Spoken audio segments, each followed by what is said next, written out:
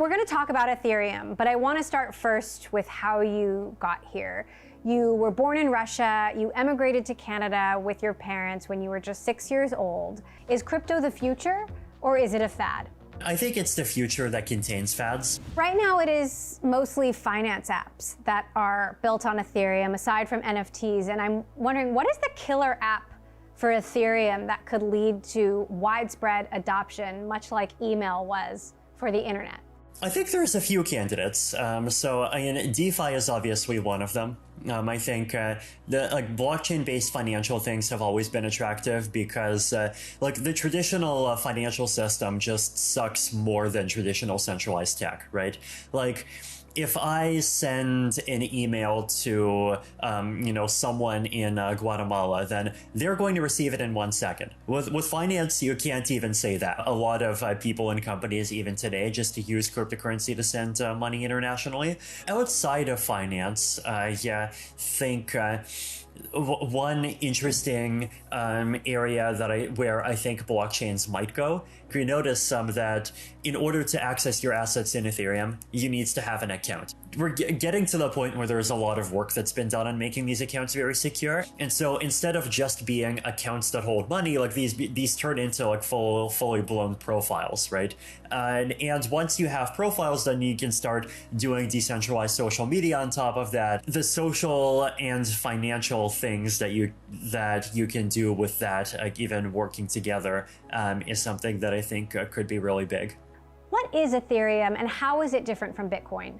So Bitcoin is a blockchain that's designed for one application, right? Which is maintaining and letting people use Bitcoin, the currency. Ethereum is a general purpose blockchain. So instead of being a blockchain that's designed for one application, Ethereum is a blockchain that supports a built-in programming language, and whatever blockchain application you want to build, you can just write the logic of that application in the programming language, upload that program to the chain, and this becomes what we call a smart contract. And anyone can then interact with your application, and the blockchain interprets the rules of your application for you. So instead of being something that's designed to do one thing, it's designed to open up space for creativity to basically let people do whatever thing that they want to do on top of it. So is the idea then that the next Facebook or Twitter would not be owned by Jack Dorsey or Mark Zuckerberg, but be built on the blockchain and owned by everyone? There are multiple projects already trying to do that, and lots of them are based on Ethereum, so yes. So then, is Ethereum a threat to established, centralized companies and social networks like Facebook, like Twitter, like Google? I think it can be a threat, but it can also be an opportunity. I think even Jack Dorsey himself, right, he has this project called Blue Sky, which is trying to figure out how Twitter can kind of incorporate decentralized elements. And I think a lot of these projects want to actually do this, right? Because I think a lot of them are realizing that being a kind of centralized focus of power and having control and of so much of everyone's data and all of these things, it's not just an asset, it can also be a liability as well. Now, we still don't know who Satoshi Nakamoto is, whether that's even a single person or a group of people. What is it like to be a known and visible figure behind such a popular technology?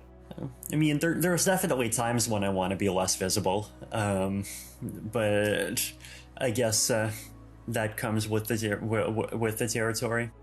Why do you want to be less visible? I mean, one of the other Ethereum co-founders, Anthony DeLorean, recently announced he's quitting crypto because of safety concerns. I mean, is that part of your concern as well?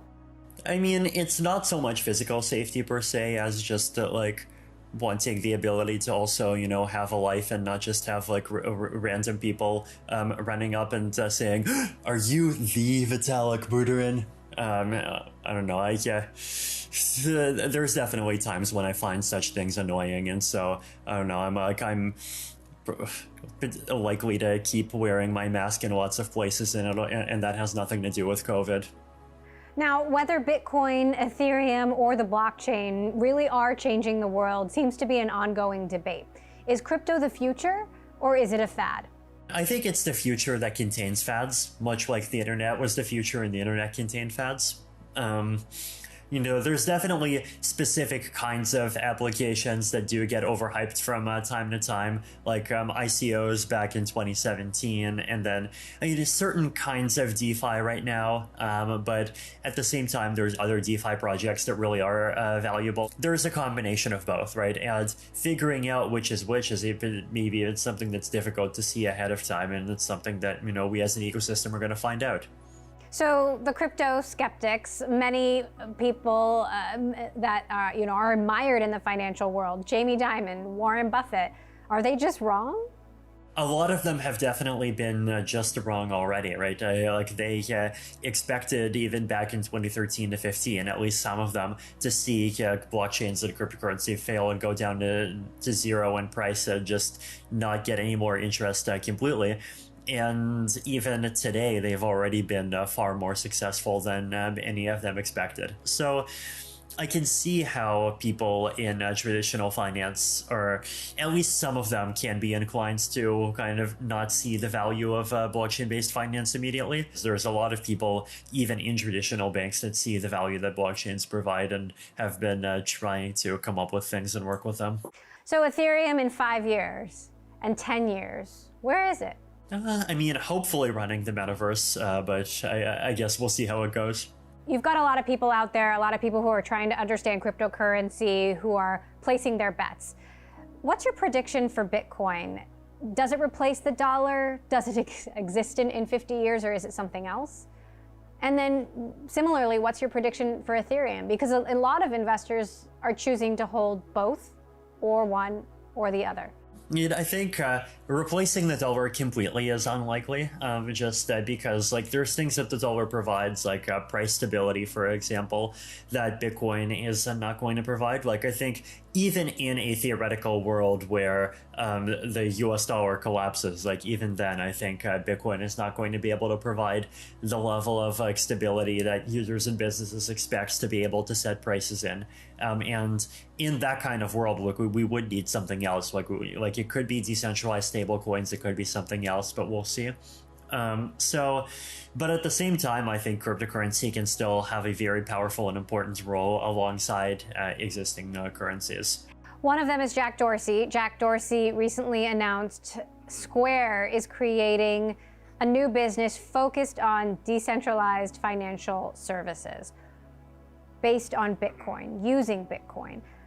What have you learned about Jack Dorsey's plans? Does it seem like he's building something that sounds a lot like Ethereum? I'm skeptical about these decentralized finance on top of Bitcoin type of projects. Basically because the difference between Bitcoin and Ethereum, right? This is that on Ethereum, there's native functionality that allows you to essentially directly put either ETH or Ethereum based assets into these smart contracts, into these lockboxes, where there's then arbitrary conditions of any kind that can then govern how those assets get released.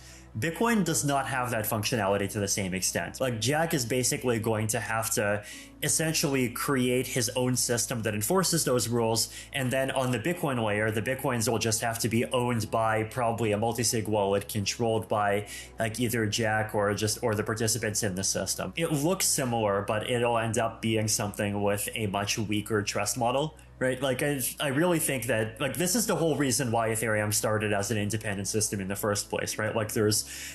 There's technical limits to your ability to kind of graft new functionality onto a system that's not powerful enough to support that new functionality. Facebook's Mark Zuckerberg is also making some big moves behind the metaverse, and what do you make of them wading into this decentralized world? Could they replicate some of the same problems that we see in Facebook and Twitter today? I think Mark is clearly trying to figure out what the next stage after the internet is, and actually get into it and create it. but before the rest of the world goes in some different direction, and Facebook is sort of left in the dust and becomes one of these kind of previous generation old world companies. So we've seen Facebook try to get into the crypto space with Libra, though. I think in the end, like, Libra did end up being possibly the wrong approach, because like the problem that someone like Facebook has, right, is that a lot of people mistrust them, and so building their own platform, like I know they tried really hard to create something that's a consortium with all these different industry participants, but at the same, like, even that was not enough, right? And there's just a huge amount of mistrust of them. But with the metaverse, I guess the thing that happened during the pandemic is that we've basically very quickly switched from a world where the physical world was people's kind of primary center of experience, and the internet was this new add-on, to a world where the internet really is the center of people's experiences. And so we basically are spending most of our time in a virtual world, and the question is just, like, what level of quality does that virtual world have?